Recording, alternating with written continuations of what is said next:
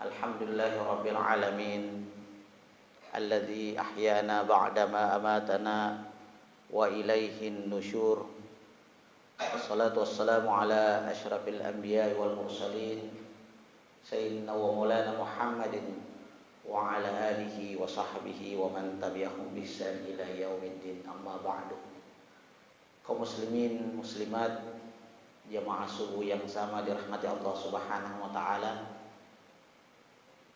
kepada pengurus Masjid Al-Azhar BTN Somba 3 beserta seluruh jamaah yang kami hormati dan kami muliakan, kepada rekan-rekan para pejuang-pejuang subuh yang sempat hadir pada subuh hari ini yang kami banggakan.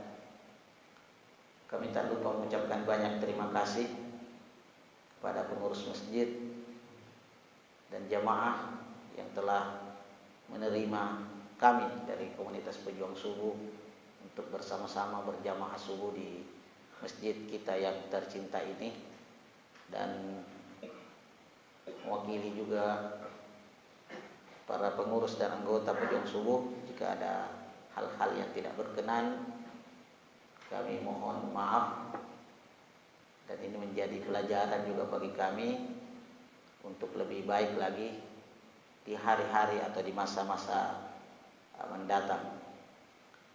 Kaum muslimin muslimat jamaah subuh yang dirahmati Allah Subhanahu wa taala, dan jadi program utama dari komunitas pejuang subuh yaitu untuk senantiasa melaksanakan salat subuh secara berjamaah di masjid, yang mana komunitas pejuang subuh Kabupaten Bulukumba adalah dari berbagai komunitas-komunitas pejuang subuh yang ada di Indonesia, termasuk Bulukumba yang terbaik, yang senantiasa tetap istiqamah melaksanakan subuh berjamaah dan melakukan subuh berjamaah keliling. Nah, ini salah satu hal yang patut kita banggakan bersama, dan salah satu juga suatu tantangan bagi kita, bagi kami untuk mempertahankan program ini, sehingga slogan atau motto kita adalah tetap bagaimana kita husnul khatimah, istiqamah sampai husnul khatimah. Dan ini yang selalu kita tekankan, ini yang selalu kita teriakkan, baik di mulut maupun di dalam hati kita masing-masing. Bukan hanya di pejuang subuh, akan tetapi di tempat-tempat lain di mana kita menjadi pejuang, baik itu pejuang keluarga, pejuang masyarakat, pejuang organisasi. Dan alhamdulillah di pejuang subuh ini yang mungkin lebih banyak kita mendapatkan motivasi. Bulan ini kita masih berada di bulan Muharram yang menjadi awal dari perhitungan tahun Islam, yaitu di mana dimulainya Rasulullah SAW hijrah. Dan di komunitas kita ini juga banyak mengistilahkan dirinya sebagai pemuda-pemuda yang hijrah. Sebenarnya bukan hanya orang-orang tertentu saja yang hijrah, akan tetapi kita semua wajib untuk melaksanakan hijrah. Bukan berarti hijrah kita meninggalkan sesuatu yang tidak bagus, yang tidak enak kepada yang enak, sesuatu yang tidak aman kepada yang aman. Karena Rasulullah SAW juga hijrah dari Mekah ke Madinah, bukan berarti bahwa ketika dia hijrah ke Madinah, Rasulullah dan para sahabat-sahabat muhajirin itu menjadi nyaman, menjadi tenang. Bahkan ada hal-hal yang baru, bukan baru sekali, akan tetapi dimulailah perang-perang yang dipimpin langsung oleh Rasulullah Sallallahu Alaihi Wasallam. Jadi umat Islam melakukan perang. Jadi tahun kedua hijrah Rasulullah memimpin perang Badar. Di tahun ketiga kembali lagi melakukan perang Uhud, yang mana dikatakan perang yang sangat besar karena banyak di antara kaum muslimin yang wafat di medan perang menjadi syuhada. Bahkan Rasulullah SAW sendiri terkena panah, terkena lemparan sehingga bercucuran darah Rasulullah Sallallahu Alaihi Wasallam. Dan beberapa perang-perang yang lain, ya, dalam sejarah bahwa perang terakhir yang diikuti oleh Rasulullah, tapi bukan perang terakhir yang dilakukan oleh umat Islam, yaitu perang Tabuk. Dan perang Tabuk ini dalam sejarah inilah perang yang paling besar jumlahnya, yang dipimpin sendiri oleh Rasulullah Sallallahu Alaihi Wasallam. Jumlah umat Islam pada saat itu paling besar jumlah pasukannya dibanding dengan perang-perang sebelumnya. Karena memang Allah Subhanahu wa taala yang memerintahkan untuk ikut berperang semua. Bahkan ada ancamannya. Di mana Allah Subhanahu wa taala berfirman dalam surah At-Taubah ayat 38 mengatakan, Bismillahirrahmanirrahim, Ya ayyuhalladzina amanu ma lakum idza qila lakum firu fi sabilillahi tsaqaltum ilal ard. Artinya, wahai orang-orang yang beriman, apakah sebabnya apabila kalian diserukan untuk berangkat berperang pada jalan Allah, kalian merasa berat? Ya, karena pada saat itu banyak orang-orang munafik di antara Rasulullah. Di antara sahabat-sahabat Rasulullah banyak orang-orang munafik yang ketika orang berkumpul mengatakan, saya ini adalah umat Rasulullah. Tetapi di belakang umat Islam, di belakang Rasulullah, mereka tidak melaksanakan ajaran-ajaran agama. Ketika dipanggil untuk berperang, mereka tidak mau. Banyak orang yang tidak mau ikut berperang bersama Rasulullah Sallallahu Alaihi Wasallam, sehingga turunlah ayat ini untuk menanyakan kenapa kalian sangat berat. Ya. Jadi ketika kita dipanggil untuk berjuang, ya, bangun saja salat subuh dan banyak alasan, nah itu termasuk orang-orang yang munafik. Ya. Bahkan di ayat ke-39 Allah berfirman, "Illam firu yu'adzibukum 'adzaban alima." Jika kalian tidak melaksanakan perang, tidak berangkat untuk berperang bersama Rasulullah, niscaya Allah menyiksa kalian dengan siksaan yang pedih. Inilah yang membangkitkan semangat orang-orang yang beriman untuk ikut berperang, walaupun pada saat itu adalah pada bulan Ramadan, di musim panas, dan jarak ke Tabuk tempat berperang itu sangat jauh.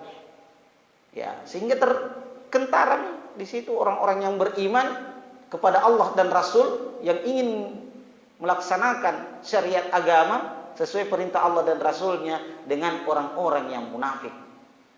Orang-orang yang hanya berpura-pura Islam, atau bahkan istilah kita sekarang, ya Islam KTP saja. KTP-nya yang Islam tapi dirinya tidak Islam. Nah, di sinilah bisa dilihat di antara pejuang-pejuang agama. Ya.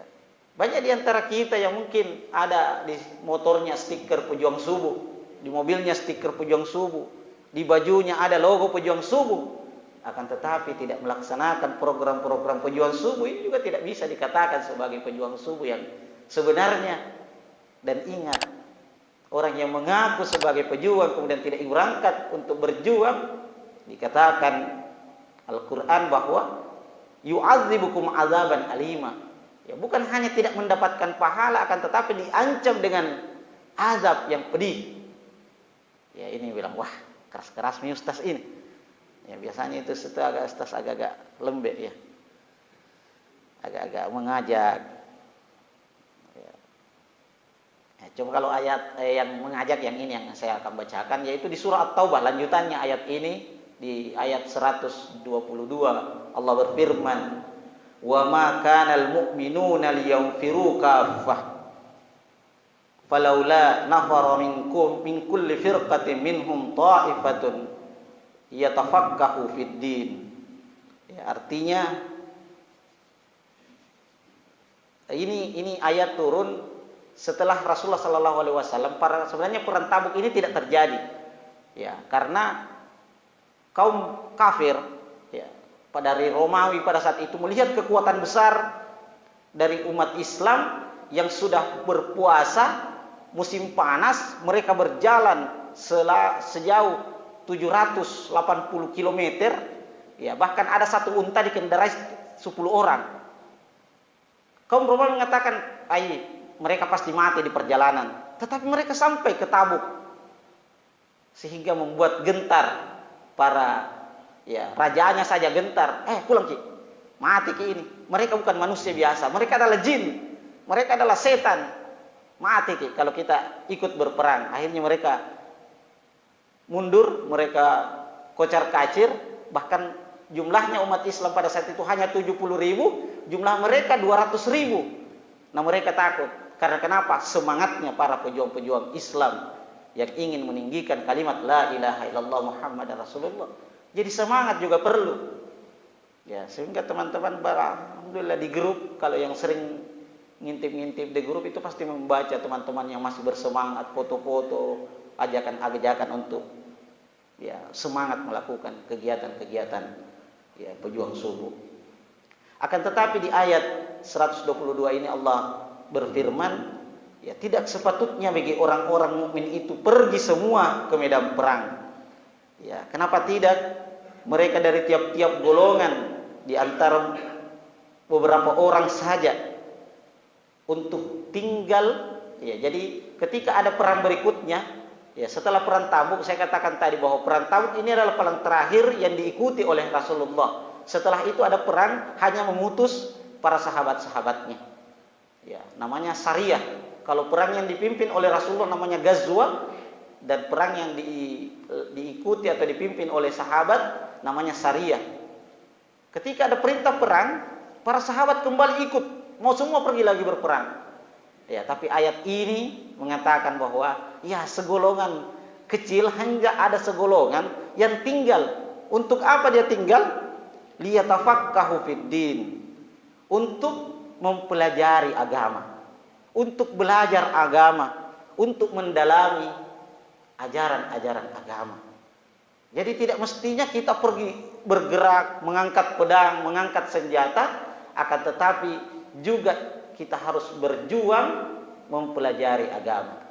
Ya, beberapa teman biasa saya tanya, bilang, tidak bosan jak itu setiap subuh diceramai?